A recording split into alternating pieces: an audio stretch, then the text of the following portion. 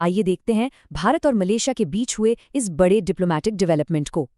इसका जवाब एक ही मुलाकात में छिपा है, जो दोनों देशों के लिए एक बड़ा स्ट्रेटेजिक शिफ्ट है। मतलब पुराने उतार चढ़ाव को पीछे छोड़कर अब एक नई कॉम्प्रिहेंसिव स्ट्रेटेजिक पार्टनरशिप शुरू हो रही है। लेकिन सबसे पहले, ये रिश्ता भारत के लिए इतना जरूरी क्यों है? मलेशिया भारत की एक्ट ईस्ट पॉलिसी, उसकी ट्रेड रूट्स और टेक एम्बिशंस के लिए सेंट्रल है। मलेशिया में 27 लाख से ज्यादा भारतीय मूल के लोग रहते हैं, जिससे गहरे ऐतिहासिक संबंध बने हैं। इस नई दोस्ती की नींव कुछ बड़े पिलर्स पर रखी गई है। पहला है सिक्योरिटी और डिफेंस।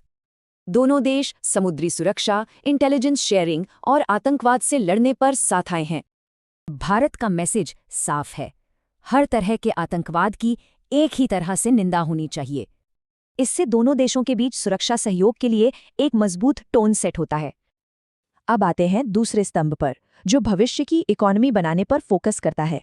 एक बड़ा कदम है भारत के यूपीआई और मलेशिया के द्वित नाव को जोड़ना, जिससे पेमेंट बहुत आसान हो जाएंगे। सेमीकंडक्टर्स में ये पार्टनरशिप बहुत जरूरी है, ताकि किसी एक देश पर निर्भरता कम हो। मलेशिया चिप असेंबली का ग्लोबल हब है, इसलिए ये पार्टनरशिप टेक सिक्योरिटी के लिए बहुत जरूरी है।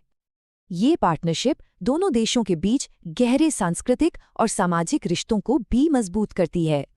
ये सेंटर भारतीय दर्शन और गहरे तमिल सांस्कृतिक संबंधों को बढ़ावा देगा। नए समझौते वर्कर्स को प्रोटेक्ट करते हैं, सर्विस सुधारते हैं और कल्चरल एक्सचेंज को बढ़ावा देते हैं। तो असल सवाल ये है कि इन सब का इंडो पैसिफिक रीजन पर क्या असर होगा? ये सिर्फ द्विपक्षीय संबंध नहीं, बल्कि रीजनल स्ट्रैटेजी और इकोनॉमी को नई शक्ल देने जैसा है। जैसे जैसे ये 16 समझौते लागू होंगे, दुनिया देखेगी कि रीजनल पावर बैलेंस पर इसका क्या असर पड़ता है।